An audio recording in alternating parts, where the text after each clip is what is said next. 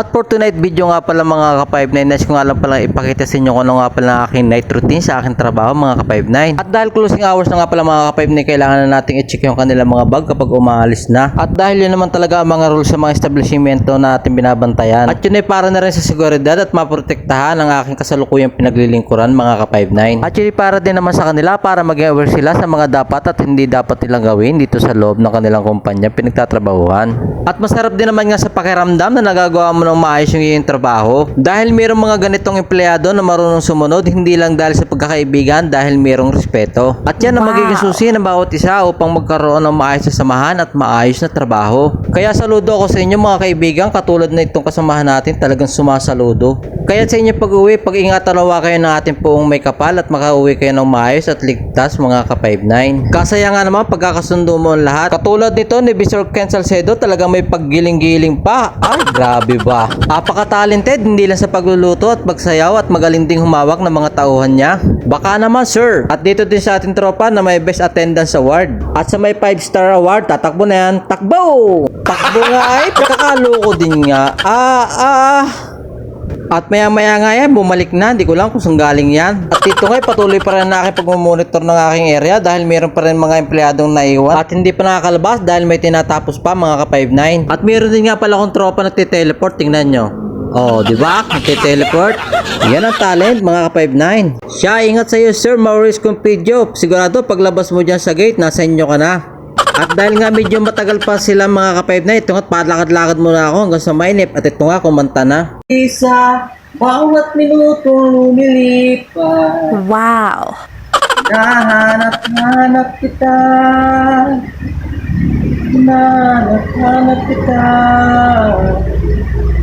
Sa isip at panaginip. Dapat-dapat ka. Oh, di ba mga ka-59, may talent din.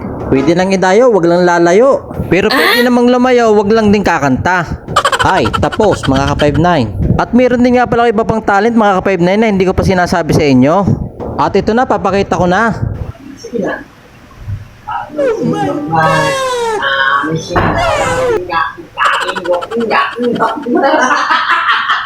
O di ba ang saya mga ka-59, yan ang talent. At pero kung talent lang pag-uusapan, ito ang mas malupit. Iyan. Oh, iyan.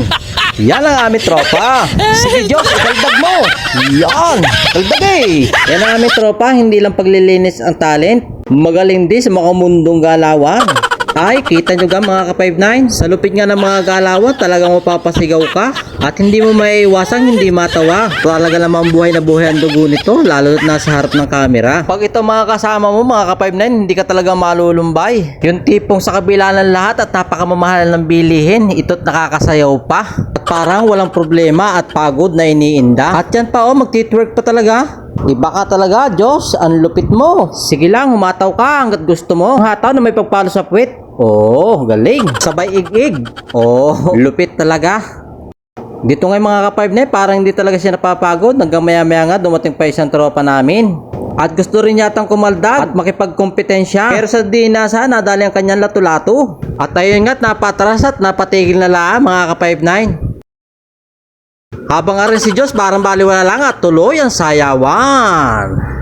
Ang makamundong galawan. At maya-maya nga't matapos yung kanilang ginagawa, ayan at lumabas na nga sila at para umuwi na rin mga ka-59. Shoutout na rin nga pala sa ating tropa, Josel, ang ating spotlight employee na may 3-star award. Congrats sa iyo tropa, pagpatuloy mo lang yan. At congratulations din nga pala sa kitchen department na may maraming nakuhang award. Headed by Mr. Ken Salcedo na talagang hindi iniiwan ng tauhan niya hanggat hindi tapos ang kanilang gawain. Parang ito si Diyos na hindi pa rin pala tapos ang kanyang makamundong galawan. Talagang todo bigay pa din mga ka-59. Pagpatuloy mo lang yan, malay mo balang araw mabigyan ka rin ng award at mabati din naman kita. Katulad ng mga utol mong nagpapakahirap sa trabaho habang ikaw nagsasayaw. Peace tayo tropa. Basta ang importante ay mahalaga. Ito nga si Idol Richard gusto na magpaturo ng mga dance move mo habang ikaw sa iba na umikot ang mundo mo. At maya-maya nga, ayan na nga, tuuwi na rin nga sila. Kaya akong si Kapab Nenyo, ito't lumbay na. Kung sa bagay, sanay naman ako na iniiwan mag-isa. Dahil hindi naman kayo pwedeng dito matulog at para bantayan ko pa. Guys, kapag-uwi na sila. Tayo na lang naiwan ulit. At yun nga mga ka-5-9, dahil nga nakapag-uwi na sila at ako na lang mag-isa, itong at binuksan ko na ang gate para ipasok ko na si Silver ang aking service. Dito ko nga din nga pala pinaparking sa loob yan, mahirap na nga pag sa labas baka masakyan pa ng iba. Alam nyo na, maigi na nag-iingat at maya maya nga sinarado ko na rin yung gate at nang masecured ko na yung ibang area. Hanggang dito na lang mga ka-5-9, salamat sa panunod at patuloy nyo po sana akong suportahan. Thank you!